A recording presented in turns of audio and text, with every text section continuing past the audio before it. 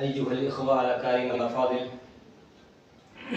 أيها السادة الطلبة الأعزة الأحبة، أيها الأستاذ المؤقر المبجل الممجد، أيها الحضور الكرام والحفل الكريم والجمع الميمون، تحية من الله عليكم جميعا ورحمة من لدنه وبركاته. وعليكم السلام ورحمة الله وبركاته. أولا وقبل كل شيء يلائم لنا بل يتوجب علينا أن نصلي الصلاة على رسول الله صلوات الله وسلامه كما أمرنا الله في القرآن الحكيم والفرقان الحميد. قال تعالى: أعوذ بالله من الشيطان الرجيم، إن الله وملائكته يصلون على النبي يا أيها الذين آمنوا صلوا عليه وسلموا تسليما. اللهم صل على سيدنا محمد صلاة وسلام عليك يا رسول الله صلى الله تعالى عليه وسلم. أيها الإخوة في الإسلام، أرحب بحضراتكم جميعا ترحيبا حارا من أعماق قلبي في هذه القاعة الميمونة الجميلة الرائعة بمناسبة هذه الحفلة المباركة، وهي المنتدى الثقافي العربي الأسبوعي. كما أنتم تعرفون، هذا المنتدى ينعقد في كل يوم الثلاثاء من كل الأسبوع. جدير بالذكر أن اليوم يوم العالمي للغة العربية.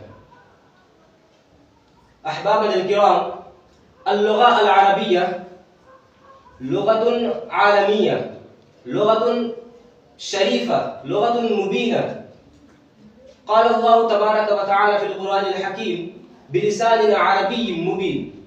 اللغة العربية لغة نزل بها الوحي الشريف، لغة نزلت بها السنة النبوية الشريفة، لغة تكلم بها الصحابة رضوان الله عليهم أجمعين، لغة تكلم بها التابعون والأئمة المجتهدون، لغة كتب بها العلماء والأدباء والفقهاء، لغة تحدث وتكلم وتحاور وعاش بهذه اللغة الشريفة ثلث العالم.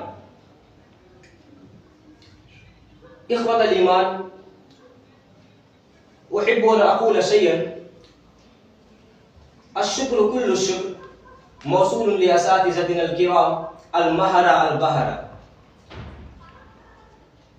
الذين جعلوني أليق أن أقوم هنا، وعليكم أيضا أن تشكروا الله شكرا جزيلا وفيرا الذي جعلكم من المباركين، لأن هذه الحفلة، هذه القاعة عند الله مباركة، عند الله ميمونة، عند الله طيبة.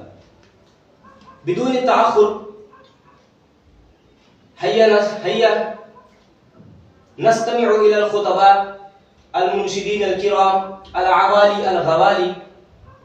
فالآن أنا أولي ناقتي إلى أخينا الفاضل الشيخ القارئ المغري صاحب الحنجرة الذهبية وصاحب الأوتار الصوتية الرقيقة، أسد المحراب وجبريل الأرض، اسمه الكريم ضياء المصطفى الشهير بالجلالي، لكي يتلو القرآن الحكيم الذي هدى للمتقين الذي نزله الله عربيا، عندما خالف المشركون والكافرون من العرب ويكفرون بالله ورسوله وكتابه، فتحدى الله الكافرين والمشركين وقال: قل فأتوا بكتاب من مثله، ولكن لم يستطيعوا أن يأتوا بكتاب من مثله. فتحدى الله مرة أخرى وقال: قل فأتوا بعشر سور من مثله، ولكن لم يقدروا على أن يأتوا بعشر سور من مثله. وقد بلغ التحدي إلى منتهاه، وقال تعالى: قل فأتوا بسورة من مثله. فانقطعت أطماع العرب وقهر القوى والقدر وانحسرت ظنونهم وأغرست شقاشقهم، ولكن لم يستطيعوا، لم يتمكنوا من إتيان بسورة من مثله. فلتلاوة ذلك الكلام أنا أدعو الأخ الفاضل لكي يتلو القرآن الحكيم. يرجى منكم أن تستمعوا له، لأن قال تعالى: أعوذ بالله من الشيطان الرجيم، إذا قرئ القرآن فاستمعوا له وأنصتوا لعلكم ترحمون. فليتفضل فضيلته مشكورا وعند الله مأجورا.